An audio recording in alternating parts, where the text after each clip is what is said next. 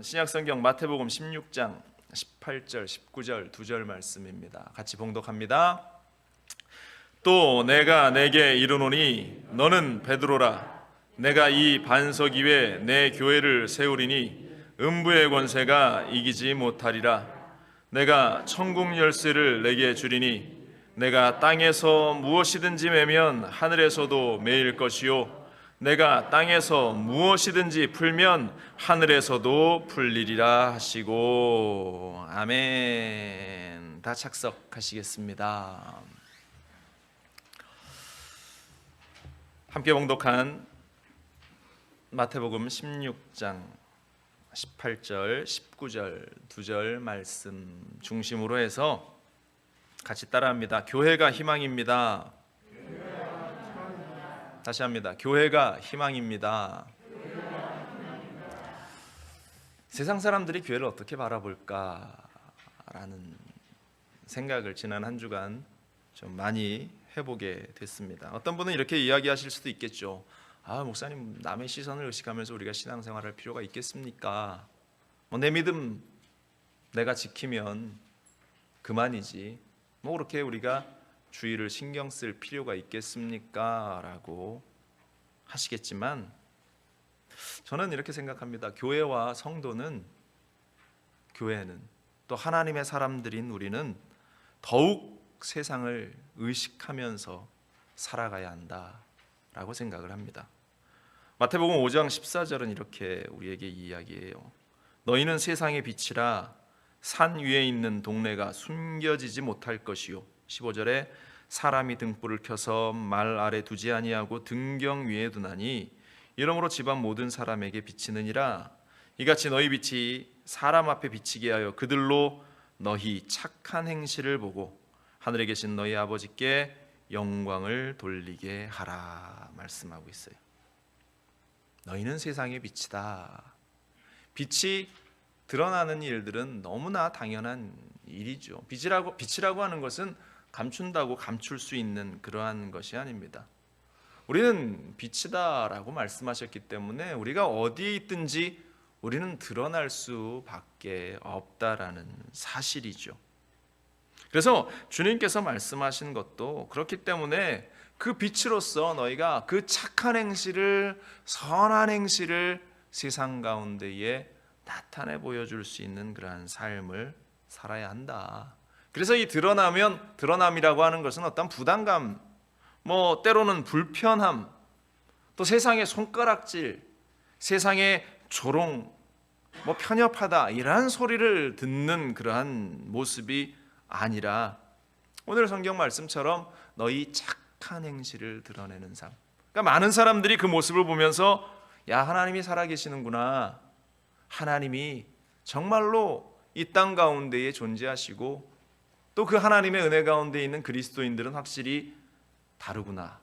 이러한 이야기들을 우리는 듣는 삶을, 우리 교회는 그러한 모습을 가져야 하고 또 개개인의 교회인 여러분들은 그러한 삶을 살아나가야 한다는 사실입니다. 제가 이제 몇 주간 이 교회의 모습에 대해서 오늘부터 좀 함께 나누면서 우리가 바른 교회관을, 지금 이 시대에 무너져가고 있는 우리 교회들이 좀 바른 교회관을 세워나갔으면 합니다. 미국인들, 지금 우리는 미국 땅에 살지만 미국인들이 교회를 어떠한 모습으로 시선으로 바라보고 있는지는 저는 정확히는 잘 모르겠습니다. 직접 이야기를 해보지를 못했기 때문에. 그런데 코로나가 시작되면서 한국 교회는 참 많은 시련을 겪고 있는 것 같아요. 모욕적인 그러한 일들을 겪어 나가고 있는 것 같습니다. 사람들이 그렇게 생각을 하고 있는 것 같아요. 코로나가 시작되면서 신천지라는 그런 이단 무리들 때문에 믿지 않는 사람들은 그들이건 우리건 똑같이 다 교회다라고 생각하기 때문에 이 코로나의 본산지 본거지가 교회다라는 그러한 낙인이 처음부터 찍혔었습니다. 또 너무 우편향된 그 한 목사님의 그러한 행동들로 말미암아서 모든 교회가 또 그렇다라는 또한 매도를 당하기도 했습니다.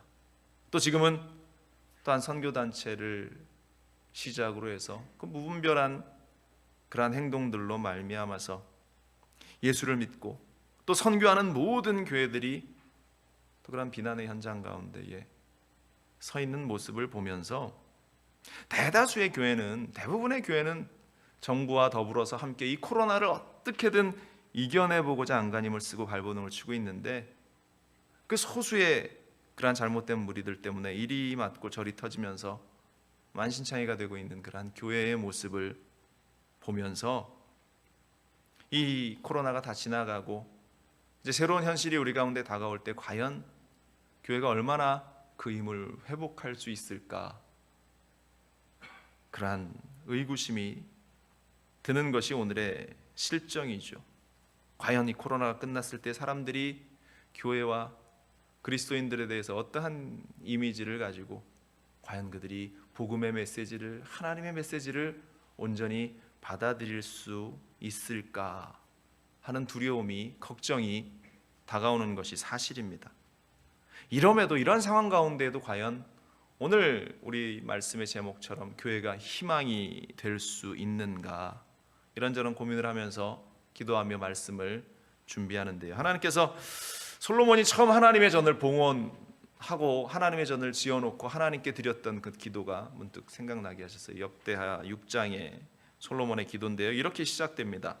역대하 6장 20절 21절에 주께서 전에 말씀하시기를 내 이름을 거기에 두리라 하신 곳 이 성전을 향하여 주의 눈이 주야로 보시오며 종이 이곳을 향하여 비는 기도를 들으시옵소서.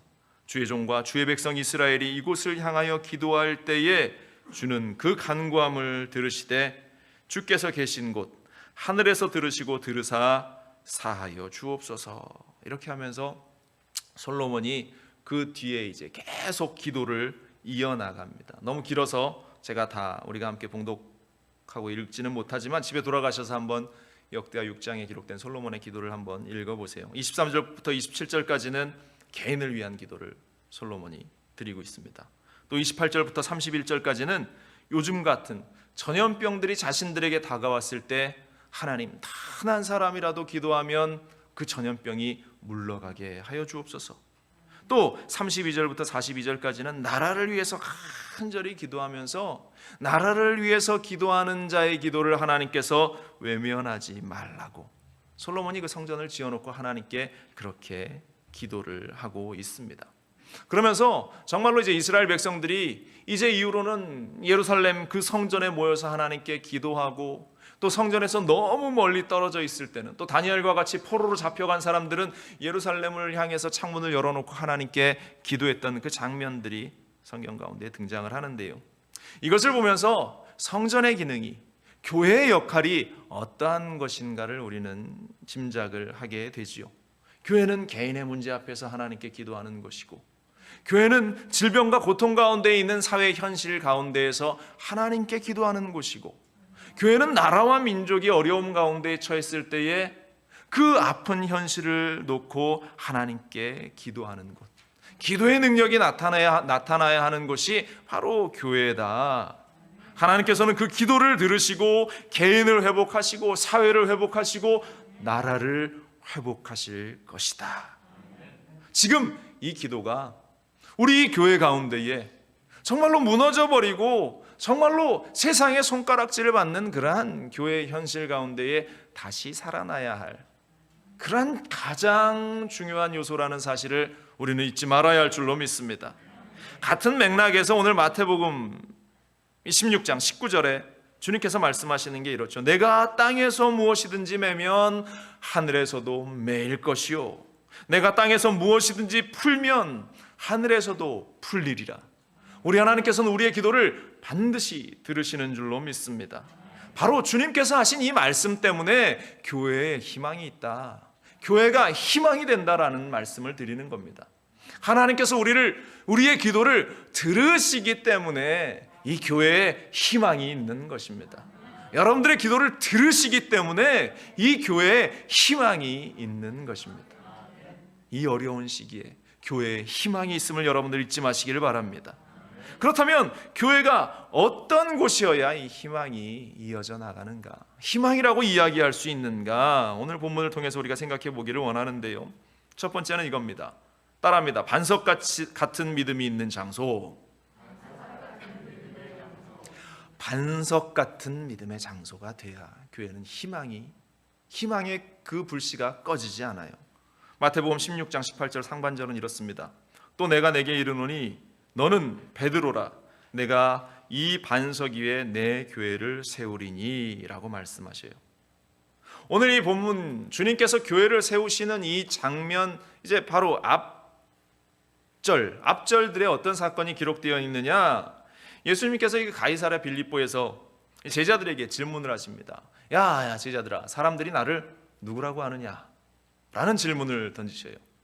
아마 저녁 식사를 마치시고 이제 제자들과 담소를 나누는 그 현장 가운데에 제자들에게 질문을 하십니다. 그러자 제자들이 여기저기서 답이 나오죠. 어떤 사람은 침례 요한이라고 하더이다. 또 어떤 사람은 예레미야라고, 아주 능력의 선지자라고 이야기합니다. 또 어떤 사람은 이사야라고 하는 사람도 있었습니다. 또 어떤 사람은 정말로 이 시대를 뒤바꿔놓을 어떤 리더로, 지도자다라고 이야기합니다. 아마 제자들의 여러 의견들이 나옵니다. 그때 주님께서 한 번 더 물으십니다. 그렇다면 너희는 나를 누구라 하느냐라고 질문을 하십니다. 다른 제자들이 주저주저하고 있을 때 베드로가 한 발짝 앞으로 나서면서 주님께 이야기하죠. 주는 그리스도시요 살아계신 하나님의 아들입니다. 마태복음 16장 16절의 고백처럼 시몬 베드로가 대답하여 이르되 주는 그리스도시요 살아계신 하나님의 아들이십니다. 기가 막힌 대답을 합니다. 성경학자들이 추론을 합니다. 그렇게 무식한 베드로가 과연 이런 멋진 대답을 할 수 있었을까? 그래서 어떤 학자들은 그들의 공동체에서 이제 이 이야기를 함께 고백한 것으로, 베드로가 고백한 것으로 이야기한 것이다. 아니면 진짜 베드로가 고백한 것이다. 여러 가지 의견들이 있지만 그것은 그다지 중요한 것 같지 않습니다. 중요한 것은 주는 그리스도이시고 살아계신 하나님이십니다 라고 고백한 이 고백들. 여러분들, 이 고백이 바로 나의 고백이 되고 우리 교회의 고백이 될 수 있기를 주님의 이름으로 간절히 축원을 드립니다. 제가 지난 학기 때 이제 크리스천 라이프 칼리지에서 학생들을 가르치면서 기독론 강의를 했는데, 그때 가장 먼저 던진 질문이 바로 과제가 이거였어요. 중간고사 과제가, 여러분들이 이 예수님께서 이 하신 질문처럼 너희는 나를 누구라고 하느냐라는 이 질문 앞에서 당신은 어떤 고백을 하시겠습니까? 라고 페이퍼를 이제 과제로 냈었던 그러한 기억이 나는데요. 믿음 좋으신 분들은 이 베드로처럼 주는 그리스도시요 살아계신 하나님이십니다 라고 하면서 쫙 글을 장황하게 쓰신 분들도 있고요. 또 신앙이 없는 분들은 여러 고민들을, 자신의 인생의 고민들을 이야기하면서 어떠한 대답을 해야 할까 주저하는 그런 모습도 그 제 페이퍼를 통해서 발견을 할 수 있었어요. 여러분들도 한번 이 한 주간 살아가면서 주님께서 나에게 이러한 질문을 하셨다면, 너는 나를 누구라 하느냐라고 하시는 그러한 질문을 여러분들이 받았다면 어떻게 고백할 수 있을까? 여러분들 한번 응답해 보시기를 바랍니다. 그때 학생들이 이제 페이퍼 가운데 인상적으로 기억이 나는 것은요, 한 학생이 자신의 인생사에서 쭉 쓰면서 내가 정말로 교회에 실망했고 어떠한 사람에 실망했고 믿는다라고 하는 크리스찬들에 대해서 너무나 실망해서 내가 한동안 교회를 떠났습니다. 사실 내가 이 학교를 다니는 것도 신분 때문에 이 I-20 비자를 유지해야 되기 때문에 어쩔 수 없이 내가 여기를 다니지, 저는 신앙 자체는 없습니다 라고 이렇게 쭉 초반에 글을 막 썼어요. 그런데 그 글의 말미쯤에 가면서 그가 이렇게 다시 고백을 하는 것을 제가 봤어요. 정말로 내 삶 가운데 하나님은 존재하지 않는 것 같았고 내 인생 가운데 하나님의 자리는 없었던 것 같은데, 내가 이 글을 쓰면서 수업을 받으면서 이렇게 되뇌어 보니 하나님께서 나와 함께 단 한순간도 하지 않으신 적이 없었다라는 생각을 하게 되었습니다. 내가 이 글을 적어 나가면서 이 페이퍼를 준비하면서 이 수업 과정을 진행하면서 하나님이 그래도 나와 함께 하셨구나, 내가 사람들 때문에 시험이 들고 낙심이 됐지만 하나님이 나와 함께 하셨구나 라는 사실을 깨닫게 되었습니다 라는 고백을 그 페이퍼를 통해서 주셔서 제가 그분에게 A를 드렸습니다. 우리의 삶 속에도 그러한 정말로 나와 함께 하시는 그 하나님이 있기 때문에 우리는 희망을 가지면서 이 땅 가운데 살아갈 수 있죠. 이러한 고백을 하는 이 베드로의 이름, 우리가 아는 대로 베드로의 본명은 시몬이라는 그러한 이름이었습니다. 그 이름의 뜻은 갈대라는 이름이었죠. 근데 예수님께서 그를 부르실 때 별명같이 이름을 하나 더 지어주셨는데 요한복음 1장 42절에 보면 이렇습니다. 데리고 예수께로 오니 예수께서 보시고 이르시되 내가 요한의 아들 시몬이니 장차 게바라 하리라 하시니라. 게바는 번역하면 베드로라 이란 말이죠. 게바랑 베드로랑 같은 말이에요. 게바라는 그런 말은 아람어고 베드로는 헬라어예요. 같은 반석이라는 의미를 가지고 있습니다. 이 베드로가 반석이라고 불려지기 시작했는데 예수님께서 그를 부르신 이후부터 계속 그렇게 불렸는지 아니면 오늘 이 멋진 고백, 주는 그리스도시요 살아계신 하나님이십니다 라고 한 이 고백 이후에 그가 주로 더 그렇게 불렸는지는 잘 모르겠습니다만 주님께서 이 반석, 베드로 반석 위에 내가 그 교회를 세우겠다라고 말씀을 하셨어요.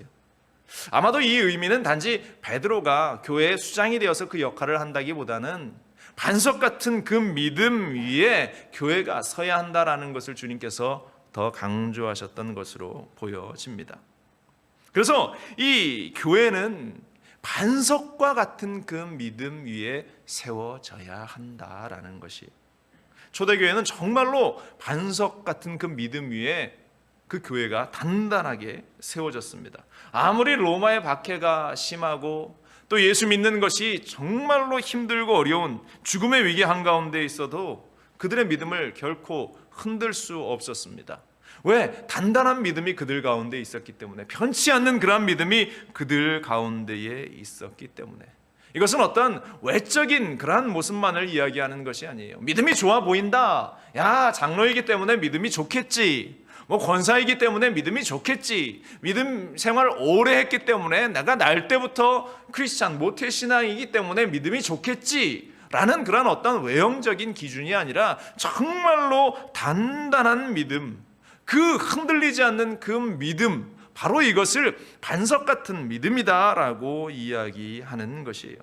반석 같은 이 믿음은 세상의 조롱거리가 되지 않습니다. 세상의 가십거리가 되지 않습니다. 세상이 존경하고 사랑하는 그러한 모습, 우리가 처음 성경 말씀 아까도 읽었듯이 하나님의 영광을 나타내는 그 모습, 세상의 빛으로서의 그 역할을 나타내는 모습, 바로 그것이 반석 같은 믿음, 단단한 믿음이라는 사실을 우리는 잊지 말아야 할 줄로 믿습니다. 마태복음 5장 14절 모습처럼 너희는 세상의 빛이라. 산 위에 있는 동네가 숨겨지지 못할 것이다. 드러나는 모습, 단단한 모습을 바로 가지라고 말씀하고 있어요.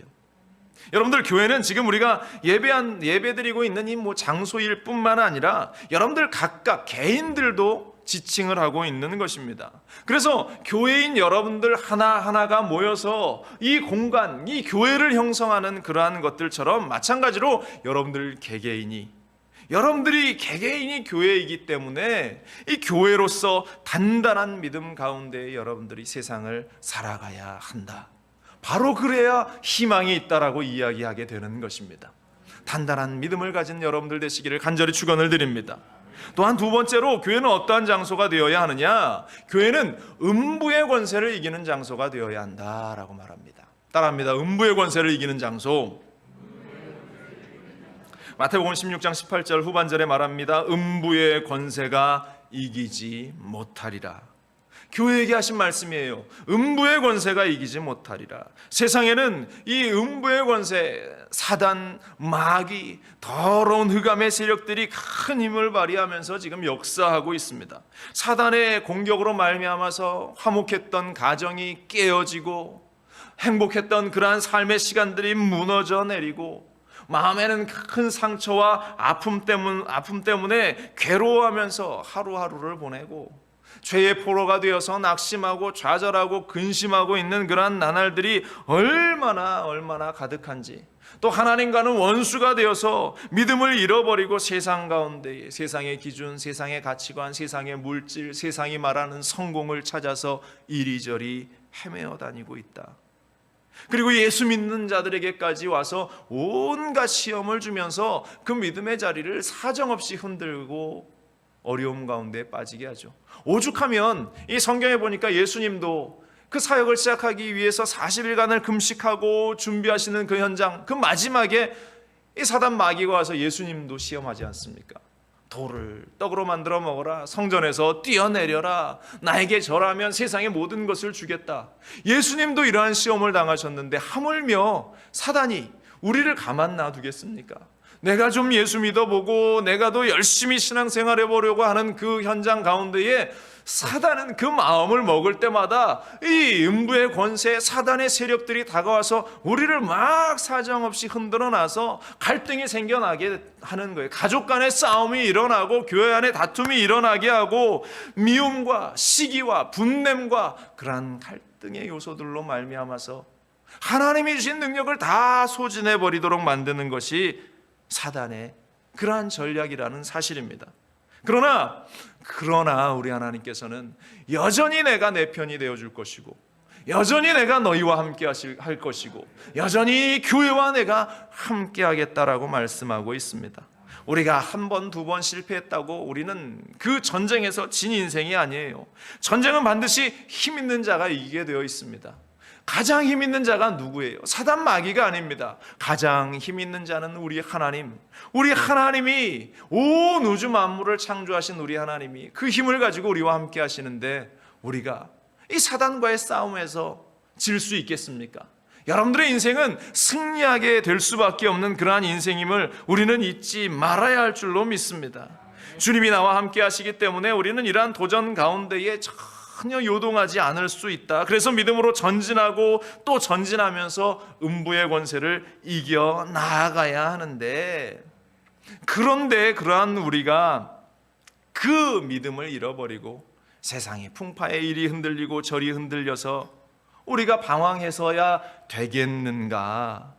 오늘 성경이 우리에게 말씀하신 것처럼 예수 그리스도께서 우리에게 주시는 힘으로 우리는 싸워나가 승리해야 할 줄로 믿습니다. 마태복음 18장 19절로 20절은 말합니다. 진실로 다시 너희에게 이르노니 너희 중에 두 사람이 땅에서 합심하여 무엇이든지 구하면 하늘에 계신 내 아버지께서 그들을 위하여 이루게 하실 것이라. 두세 사람이 내 이름으로 모인 곳에는 나도 그들 중에 있느니라. 너희 두세 사람이 모여서 함께 기도만 해도 마귀가 떠나가고 사단의 세력이 떠나가고 저주가 끊어지는 일이 일어나게 될 것이다. 우리 하나님께서 우리를 이 음부의 세력 가운데에서, 영적인 전투 가운데에서 승리하게 하시리라 약속하고 있는 겁니다. 요한복음 16장 33절도 말합니다. 이것을 너희에게 이르는 것은 너희로 내 안에서 평안을 누리게 하려 함이라. 세상에서는 너희가 환난을 당하나 담대하라. 내가 세상을 이기었노라. 우리 주님께서 세상을 이겼다라고 말씀하셔요. 승리의 주님이 이 교회와 우리의 삶과 함께 하시는데 감히 어떻게 음부의 세력이, 저주의 세력이 우리를 넘볼 수 있겠는가? 그러나 우리가 간과하지 말아야 할 것은, 그를 위해서 우리가 해야 할 일이 무엇인가라는 사실은 우리가 잊지 말아야 합니다. 이 사단의 세력과 싸워 이겨나가기 위해서 우리가 해야 할 일은 기도라는 것이에요. 하나님께 기도하고 또 기도하고, 어려울 때 기도하고, 문제가 있을 때 기도하고, 열심히 부르짖어 기도하는 것, 바로 이것이 음부의 세력을 우리가 물리치는 그러한 유일한 길이라는 사실을 우리는 잊지 말아야 할 줄로 믿습니다. 우리가 교회가 분열되고 다툼이 일어나고 가정이 깨어지고 어려움이 다가오는 이유가 무엇입니까? 가족들 가운데에 또한 상처가 생겨나고 아픔이 생겨나는 이유가 무엇이에요? 곰곰이 한번 여러분들 삶을 생각해 보십시오. 우리가 기도하지 않으니까, 우리가 하나님 앞에 기도하는 일을 쉬기 시작하니까 그때부터 문제가 다가오기 시작하는 겁니다. 교회에 다툼이 일어나는 이유가 어디에 있었겠어요? 시카고의 많은 교회들이 다툼이 일어나고 갈라지고 깨어지고 분열된 일들을 우리가 너무나 잘 알죠. 그 교회를 이렇게 들여다보면 왜 그러한 일들이 그 교회 가운데 있었는가? 기도를 쉬기 시작하니까, 기도하지 않기 시작하니까 기도하지 않고 회의한다라고 모여 앉아 있고, 기도하지 않고 사업한다라고 모여 앉아 있고, 기도하지 않고 뭔가를 운영해 보려고 서로 이야기를 나누다가 의견이 충돌이 일어나고 다툼이 일어나고 결국 분열되고 깨어지는 일들이 일어납니다. 함께 손잡고 기도하고 함께 손잡고 하나님께 간구하는 그러한 공동체 가운데에는 이러한 분열이 일어날 수 없어요. 다툼이 생길 때 다툼이 생겨나려고 하는 그 현장 속에, 그 순간 속에 손잡고 기도해 보십시오. 갈등이 생겨나는 그 현장 속에 그것을 멈추고 함께 먼저 기도해 보십시오. 사단 원수마귀의 세력은, 음부의 세력은 떠나가게 될 줄로 믿습니다. 기도로 그 모든 악한 세력을 우리는 이겨나가야 하는 겁니다. 위대한 선지자 사무엘의 고백을 여러분들 보세요. 사무엘상 12장 22절 이하에 야훼께서는 너희를 자기 백성으로 삼으신 것을 기뻐하셨으므로 야훼께서는 그의 크신 이름을 위하여서라도 자기 백성을 버리지 아니하실 것이요 나는 너희를 위하여 기도하기를 쉬는 죄를 야훼 앞에서 결단코 범하지 아니하고 선하고 의로운 길을 너희에게 가르칠 것인즉 너희는 야훼께서 너희를 위하여 행하신 큰 일을 생각하여 오직 그를 경외하며 너희 마음을 다하여 진실이 섬기라. 너희를 위하여 기도하기를 쉬는 죄를 결단코 범하지 않겠다. 기도하기를 쉬지 않겠다. 이것은 사무엘의 고백뿐만 아니라 우리 모두의 고백이 되어야 할 줄로 믿습니다. 교회는 기도하며 이 음부의 세력을 이 땅 가운데에서, 이 세상 가운데에서 몰아내는 역할을 하는 곳이라는 사실, 이 사실을 우리는 기억해야 할 줄로 믿습니다. 세 번째로 교회는 어떠한 곳이 되어야 하는가? 따라합니다. 천국의 열쇠가 있는 장소. 교회는 천국의 열쇠가 있는 장소라는 것입니다. 주님께서 이 교회에 천국의 열쇠를 주셨다. 이 천국의 열쇠는 우리가 행운의 열쇠, 은퇴할 때 받는 그러한 멋진 열쇠처럼 폼 잡으라고 주시는 그러한 열쇠가 아니에요. 내가 이것을 가지고 있다, 폼 한번 실컷 내라고 주시는 그러한 열쇠가 아니에요. 잘 사용하라고 우리에게 주시는 그러한 열쇠다. 마태복음 16장 19절 오늘 본문 보세요. 내가 천국 열쇠를 내게 주리니 내가 땅에서 무엇이든지 매면 하늘에서도 매일 것이요 내가 땅에서 무엇이든지 풀면 하늘에서도 풀리리라 하시고, 여러분들 천국 열쇠가 어떤 기능을 하시는지 본문을 말씀을 읽어보면 아시겠죠. 땅에서 매면 하늘에서도 매일 것이요 땅에서 풀면 하늘에서도 풀리는 그 기능이 맞는 기의 역할을 하는 것이 이 천국 열쇠다. 얼마나 기가 막힌 축복의 열쇠인지 모릅니다. 이 기가 막힌 것을 우리 교회에 하나님께서 주셨다라는 것입니다. 교회는 주님이 주신 이 천국 열쇠를 소유한 곳이에요. 다시 말씀드립니다. 하늘의 이 천국 열쇠로 모든 문제를 열리게 할 수 있는 곳이 바로 교회라는 곳입니다. 여러분들, 이 교회에서 주님의 응답을 받을 수 있는 여러분들 되시기를 간절히 바랍니다. 여러분들에게는 교회가 어떤 장소로 자리 잡고 있습니까? 일주일에 한 번 나와서 일주일 동안 못 봤던 내 친구들을 만나는 장소입니까? 아니면 일주일 동안 내가 힘들고 지쳤다가 이 자리에 와서 누군가를 만나며 대화하며 위로함을 얻는 곳입니까? 요즘은 우리가 코로나 때문에 애찬을 하지 못하지만 일주일 동안 한식을 내가 잘 못 먹었는데 교회 오면 맛있는 음식들이 잔뜩 있어가지고 배불리 한 끼 먹고 돌아가는 그러한 곳인가? 과거에는 그런 일들이 많이 있었죠. 어느 교회는 음식이 맛있더라, 어느 교회 여성교회장 손맛이 좋아서 어느 교회 가면 정말로 좋은 음식으로 잘 대접받을 수도 있대더라. 그러면서 그 교회를 찾아다니는 많은 사람들도 존재했던 것은 사실이죠. 여러분들에게는 이 교회가 어떠한 곳으로 자리하고 있는가? 본문은 교회가 어떠한 곳이어야 하는가에 대해서 계속 말하고 있죠. 제일 처음에 우리가 반석 같은 곳이 되어야 한다라고 이야기하고, 음부의 권세를 이겨나가는 곳이 되어야 한다라고 이야기하고, 그 자리 가운데에 음부의 세력을 몰아내는 그 현장 가운데에 이 세 번째로 주시는 것이 하나님의 응답과 축복을 채워나가는 그러한 장소가 되어야 한다.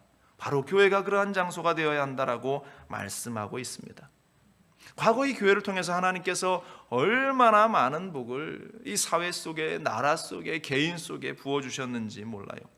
이 미국 땅만 해도, 우리가 살아가는 이 미국 땅만 해도 이 척박하고 황량한 이 땅 가운데에 청교도들이 그 믿음 하나만을 가지고 와서 오자마자 먼저 교회를 세우고, 그들이 먼저 하나님의 전을 세우고 기도하기 시작하면서, 또한 조금 추수해 준 것을 가지고 감사하며 기도하면서 그들이 열심히 이 나라를 세워나가고 하나님께 기도하자 얼마나 많은 복을 주셨는지.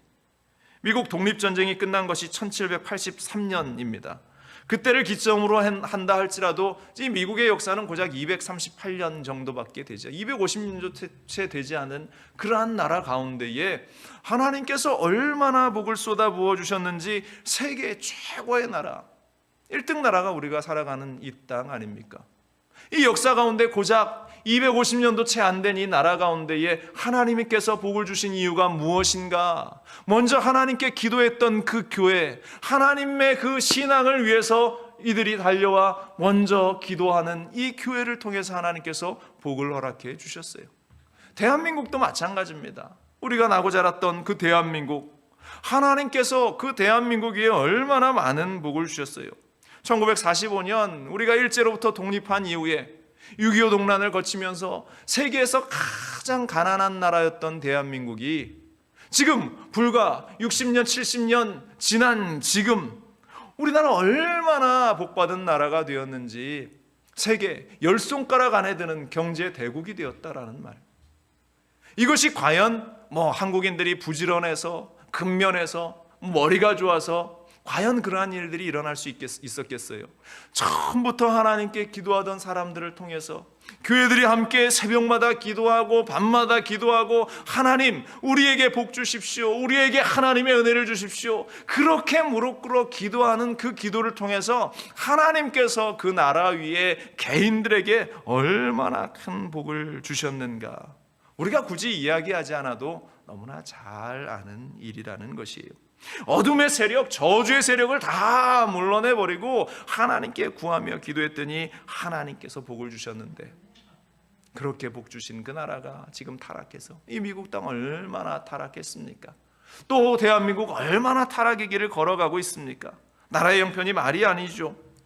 또 그 안에서 교회가 이 귀한 역할들을 잃어버리기 시작하니까 정말로 곤두박질 치는 그러한 모습, 교회가 서두에 말씀드린 대로 욕을 먹고 손가락질을 당하고 더 이상 존경의 대상도, 사람들이 흠모하는 그런 대상도 되지 않는 이 슬픈 현실을 우리가 겪고 있는 이 모습, 천국 열쇠를 가진 그 교회가, 천국 열쇠를 가진 성도들이 그 열쇠를 이용해서 하늘 문을 열고 축복의 문을 열고 기도의 문을 열고 은혜의 문을 열어나갔어야 하는데, 그러지 못했기 때문에 지금 이 현실이, 어려운 현실이 우리 가운데 계속되는 것입니다. 코로나 현실도 이 마찬가지예요. 하나님께서 우리에게 분명히 교회가 다시 소망이 되고 희망이 되어서 반석 같은 믿음을 회복하고 음부의 세력을 몰아내고 축복의 길을 마음껏 활용하라고 우리에게 말씀하시는 이 일들을 우리가 깨달아야 한다라는 사실입니다. 여러분들, 우리 하나님은 축복의 하나님입니다. 우리 하나님은 전능하신 하나님입니다. 죽은 자를 살리시고 없는 것을 있는 것처럼 부르시는 그 하나님이라는 사실을 우리는 결코 잊지 말아야 할 줄로 믿습니다. 신명기 32장 39절은 말합니다. 이제는 나 곧 내가 그인 줄 알라. 나 외에는 신이 없도다. 나는 죽이기도 하며 살리기도 하며 상하게도 하며 낫게도 하나니 내 손에서 능히 빼앗을 자가 없도다 말씀하여. 스바냐 3장 17절은 말합니다. 너의 하나님 야훼가 너의 가운데 계시니 그는 구원을 베푸실 전능자이시라. 이 전능하신 하나님께서 이 교회 위에 여러분들 개개인들 가운데에 이러한 은혜를 주셨음을 여러분들 잊지 마시기 바랍니다. 그렇기 때문에 우리는 그 역할을 결코 소홀히 해서는 안 된다라는 사실. 그러므로 오늘 우리는 그 교회의 목적을 다시 우리의 삶 속에, 우리의 생각 속에, 우리의 모습 속에 세워나가는 자들이 되어야 할 줄로 믿습니다. 절망의 때에 다시 반석 같은 믿음을 가지고 교회를 단단히 세워나가고 음부의 세력을 몰아내며 흑암의 세력, 원수마귀의 세력을 다 몰아내는 그 일들이 우리 가운데에 넘쳐나야 할 것입니다. 기적이 일어나고 저주가 떠나가고 귀신이 떠나가고 문제가 떠나가고 그 떠나간 자리에 천국의 열쇠를 주신 그 하나님의 말씀대로 축복을 채워나가고 은혜를 채워나가고 또한 놀라운 하나님의 복을 채워나가는 우리, 바로 이것이 교회의 역할이고 이것이 교회 가운데에 있기 때문에 교회를 희망이다라고 이야기하는 겁니다. 여러분들, 우리가 예배하고 있는 이 교회, 우리가 함께하고 있는 이 교회가 희망입니다. 여러분들, 희망을 놓지 않고 이 희망의 끈을 우리는 잃어버리지 말아야 할 줄로 믿습니다. 그러므로 우리가 잃어버렸던 빛으로서, 우리가 잃어버렸던 소금으로서의 그 역할들을 여러분들의 삶의 현장 속에서 바른 교회로 오늘 세워나가며 다시 확립해 나갈 수 있는 우리, 다시 교회가 찬란하게 하나님의 영광의 빛을 발할 수 있는 그러한 복된 삶, 복된 역사함이 끊이지 않는 우리 교회가 될 수 있기를, 각각 하나하나의 교회인 여러분들이 그 사명을 다하셔야 한다라는 사실, 오늘 예배를 통해서 여러분들이 확고히 세워나가고 또한 믿음으로 결단할 수 있게 되기를 주님의 이름으로 간절히 축원을 드립니다. 오늘 본문의 말씀처럼 내가 내게 이르노니 너는 베드로라, 내가 이 반석 위에 내 교회를 세우리니 음부의 권세가 이기지 못하리라. 내가 천국 열쇠를 내게 주리니 내가 땅에서 무엇이든지 매면 하늘에서도 매일 것이요 내가 땅에서 무엇이든지 풀면 하늘에서도 풀리리라. 이것이 우리에게도 동일하게 하신 말씀임을 잊지 않고 하루하루 승리하는 여러분들 되시기를 주님의 이름으로 간절히 축원을 드립니다. 기도하겠습니다. 천국의 열쇠를 우리 가운데 허락하시고 또한 음부의 세력을 몰아내시고 멸하시고 오직 승리만을 받아 누리게 하신 주님을 우리가 기억합니다. 하나님 함께하여 주시고 악한 원수마귀의 세력이 우리 가운데에 틈타지 못하도록, 이 교회를 뒤흔들어 놓지 못하도록 오직 교회가 희망이 되고 소망이 될 수 있도록 주님께서 우리를 붙잡아 주시고 인도하여 주시옵소서. 아버지 하나님, 2021년 우리가 바른 교회로 오늘 세워나가고 어떠한 풍파에도 흔들리지 않는 그러한 믿음의 사람들이 되기를 결단합니다. 주님께서 우리와 함께하여 주옵소서. 모든 영광 주님께 올려드리며 이 모든 말씀으로 주 예수 그리스도의 이름으로 간절히 기도합니다. 아멘.